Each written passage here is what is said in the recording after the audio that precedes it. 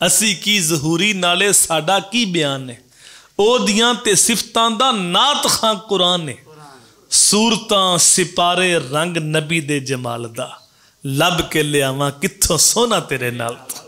مبلغ بولتا ہے بیان کرتا ہے تو اپنے علم کے مطابق کرتا ہے، حضور کی حقیقت کے مطابق نہیں کرتا۔ کیوں؟ حضور کی حقیقت کو اللہ کے علاوہ کوئی جان ہی نہیں سکتا۔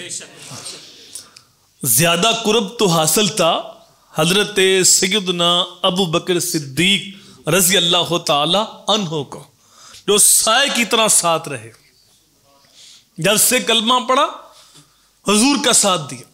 علماء نے لکھا ہے حضور کا سایہ نہیں تھا، اگر کوئی سایہ تھا تو ابو بکر تھا، ہر وقت ساتھ رہے، غار کے اندر دیکھا، رج رج کے دیکھا، لیکن ایک دن میرے نبی نے خود ہی فرما دیا یا ابو بکر لم یعرفنی حقیقت غیر ربی، ابو بکر ہر وقت تم میرے ساتھ رہے ہو، تم نے میری قربت کے مزے لوٹے ہیں، مت سمجھنا کہ میں محمد کی حقیقت کو جان لیا، میری حقیقت کو میرے رب کے علاوہ کوئی بھی نہیں جان سکتا۔ تو جب حضور کی حقیقت کو کوئی جان نہیں سکتا تو بیان کیسے کرے؟